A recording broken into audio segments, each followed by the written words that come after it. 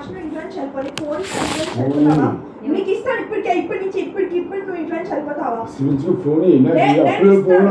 ఇస్తే వస్తే రాని నాకెందుకు? నువ్వు ఇంట్లో నుంచి బయట నువ్వు ఇప్పుడే ఇంట్లో నుంచి బయట వెళ్ళిపోతావా? నువ్వు ఇప్పుడే ఇంట్లో నుంచి బయట వెళ్ళిపోతావా?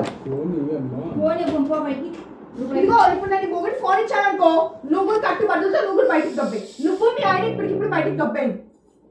వస్తున్నాడు నీ అన్న వస్తున్నాడు, కింద ఉన్నాడు. ఫోన్ ఇస్తాను పెళ్ళాన్ని తీసుకుని ఇంట్లో బయటకు దొబ్బే. నువ్వు బాటం చూసుకోవాలి, చచ్చిపోయేలా ఉన్నావురా.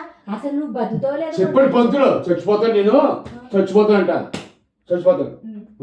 ఆడు ఆడున్నాడు బాబోయ్. అసలు బాబోయ్ ఏదో పట్టుకుంది. నీకు ఏంటో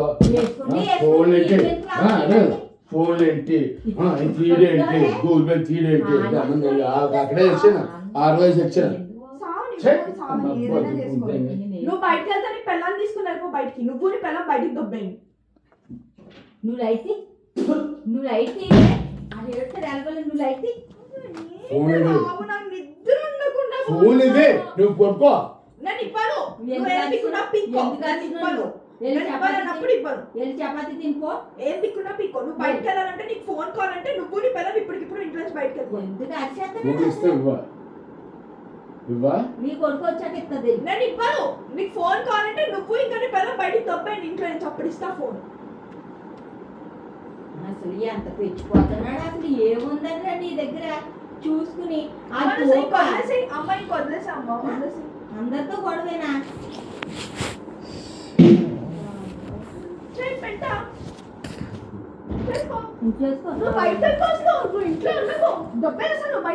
ఆ పిల్ల జాబ్స్ వెళ్ళాలి పొద్దున. అది నువ్వు అలాగే పిత్తులో కూడా ఇదమ్మ పిత్తులు పోతుంది. ఇదమ్మ పిత్తులు సిగ్గు లేదు, జగ్గు లేదు, ఎగ్గు లేదు, సిగ్గు లేదు. రేపు పొద్దున్న ఫోన్ పగలగొట్టకపోతే చూడు బయటికి దొబ్బేను.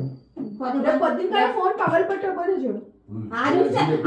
గట్టిగా అరిసి ఏదైనా మాట వినపడిందా నేను వెళ్ళి పక్కన కొడతాను. ఇవాళ చెప్తున్నాను. అది ఏం నసరా నాయన. అసలు నాకు ఏంటో టార్చర్. అసలు ప్రశాంతంగా ఇంటికి వచ్చి పడుకుందామని పెట్టేస్తానమ్మా బాబు బాగుతాం.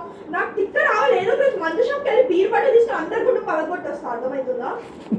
ఫస్ట్ నీ మొగుడు గుండు పగలగొడతా. రెక్క మనుషులు పర్లేదు.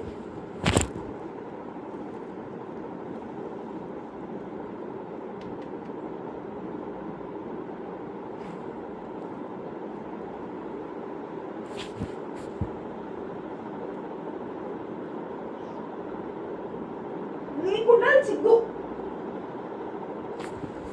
రేపు పొద్దున్న పోతే ఫోన్ పగలగొట్టే సరిపోతాను.